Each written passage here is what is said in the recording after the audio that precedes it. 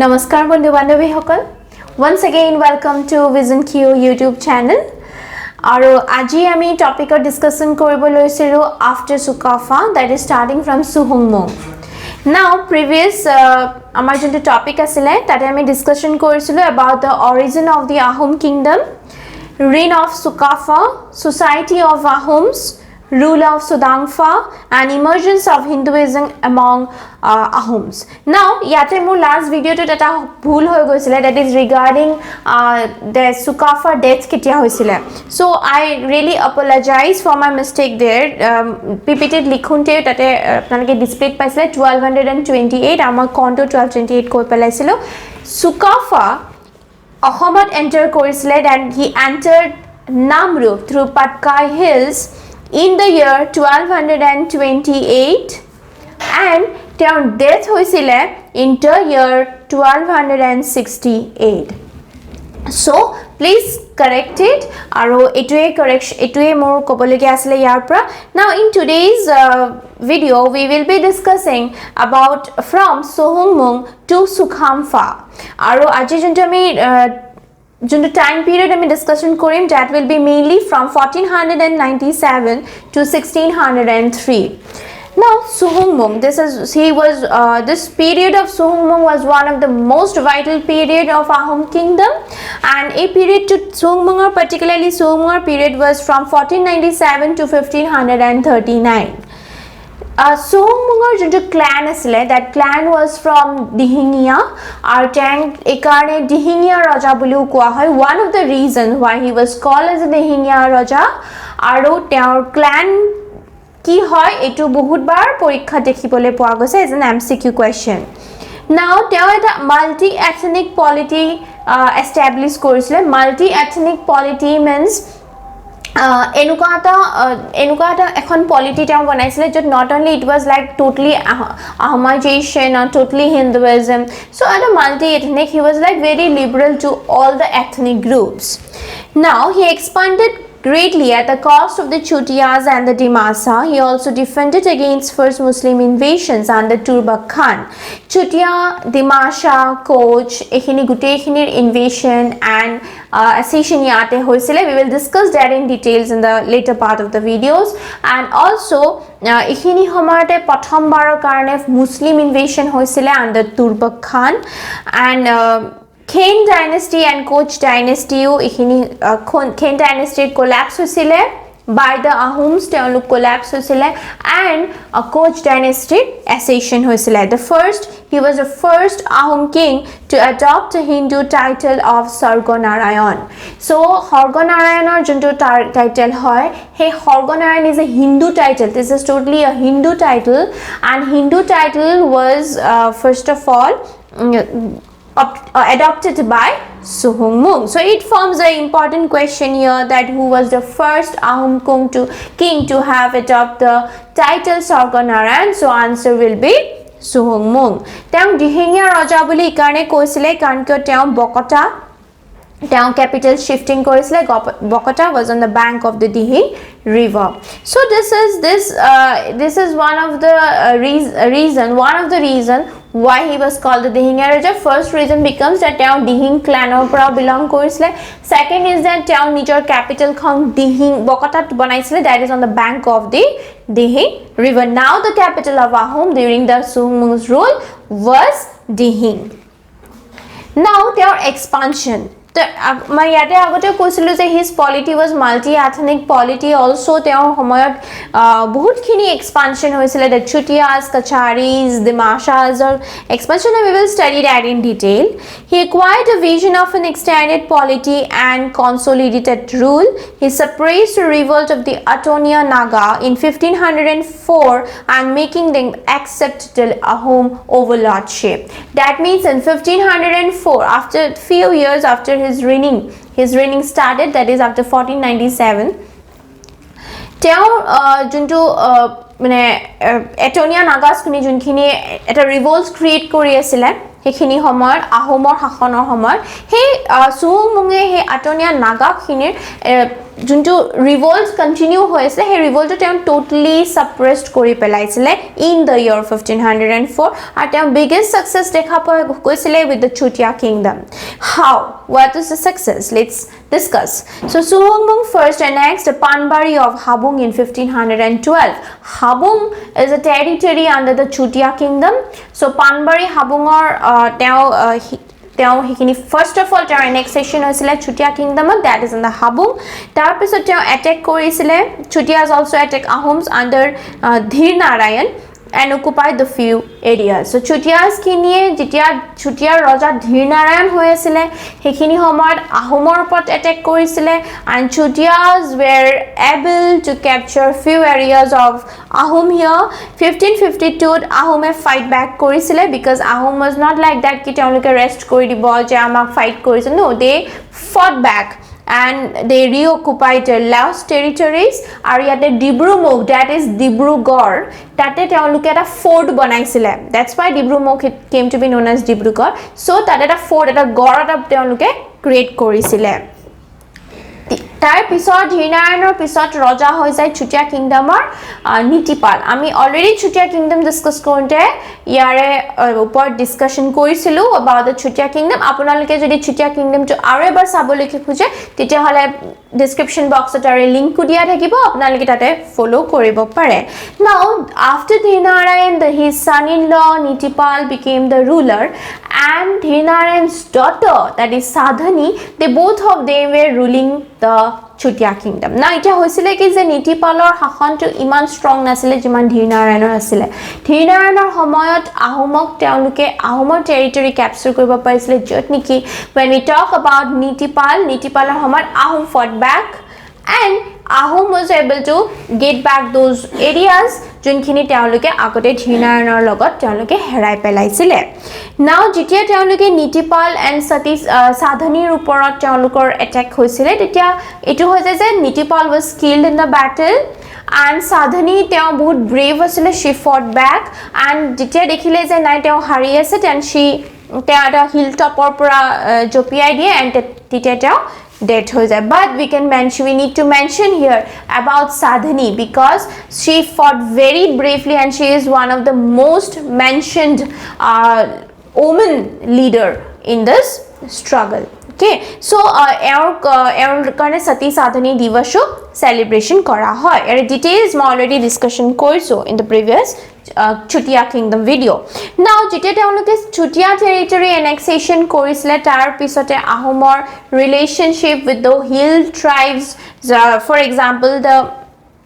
Meris, Abors, Mihmis and Dafalas or logot teolokor mixing and a bhal cordial relationship with teolokor bonaisile Suhumung was able to meet the good relationship now Chutia kingdom established Chutia kingdom or annexation hole during Suhumung tita Suhumung ki korile je eta post eta officer post create korile and name of the officer post was Hodia Khwa Guhai and Hodia was the capital of Chutia so jite Chutia kingdom or upor ejon leader lagibo jone Chutia kingdom to dekhbhal koribo hekhini karone ta Hodia Khwa Guhai ejona post to create korile and the first Hodia Khwa Guhai he placed was Frashen Mung Borguhai so Frashen Mung Borguhai ase tar pisot ta prothom Hodia Khwa Guhai ko ar yar pisot Hodia Khwa Guhai Chutia kingdom khona teoloke soasita korisile in 1527 ta Suhumung aro eta notun ministerial position create korisile and that was Borpatra Guhai now question is asked ke prothom jon Borpatra Guhai kun asile that is Langseng was given the first charge of Borpatra Guhai so yate question hude je Sukafai kunketa post create korisile then Suhumung kunketa post create korisile so it becomes clear from this that Suhumung created two new posts one was the Hodia Khwa Guhai another is the Borpatra Guhai prothom jon Hodia Khwa Guhai asile Frashen Mung Borguhai aru prothom jon Borpatra Guhai asile Langseng now this is about the Chutia kingdom against the Chutia kingdom keneko Ahome nijor established annexations korisile and they went victory. Now we will discuss about Kachari Kingdom. Kachari Kingdom 1526 ot Suhungmung Kachari Kingdom or like march korisile. Kachari and Kachari khinie teolukor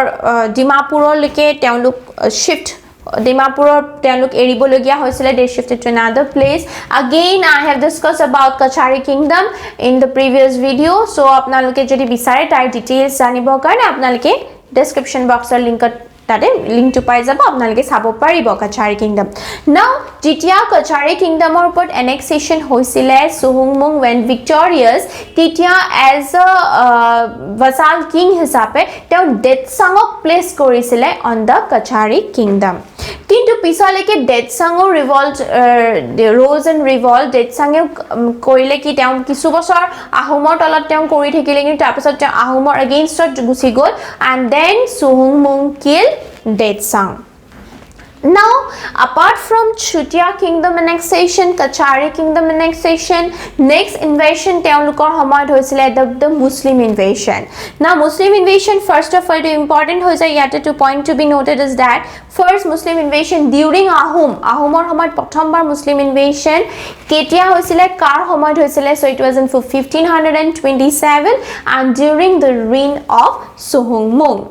Now first Muslim invasion 1527 at Honte they were defeated, then few years later again some tried to be some tried to invade but again they were defeated. Now ataitko historical and most victorious winning victory junto hoy against the Muslim invasion during the Ahom was seen during Turbak Khan, and Turbak Khan is on Goror invader asile aru teo April 1532 he advanced towards the Ahom kingdom. Teo face korisile Suklengmung, that is son of Suhungmung, and Suklengmung yate teo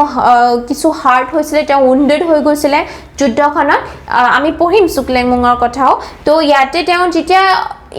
wounded hol teo hurt hol tare pisote এই Turbak Khanor reigning Turbak Khanu মানে invasion চলাই আছিলে and Suklen defeat হৈছিলে and Ahom had to retreat to Sala. Ahome retreat কৰিবলগীয়া হৈছিলে Sala, কিন্তু first significant victory was obtained in March 1533. Okay, যেতিয়া এটা naval force defeat হৈছিলে Turbak Khanor এটা প্ৰকাণ্ড naval force এটা defeat কৰিছিলে and they had to undergo heavy losses. আৰু এই যোনখন যুদ্ধ হৈছিলে Turbak Khan and the Ahoms, এই যুদ্ধখনত Mula Gavaru is mentioned. Mula Gavaru যোনটো role ইয়াতে আছিলে সেই roleটো it is like very significant. তেওঁ she was the wife of Frashenmung. Now এই যে Frashenmungৰ যেতিয়া Turbak Khan আৰু আহোমৰ যুদ্ধত Frashenmungৰ ডেথ হৈ যায় তেতিয়া Mula Gavaruৱে বিচাৰিছিলে যে কোনো আহোমৰ সময়ত যেটো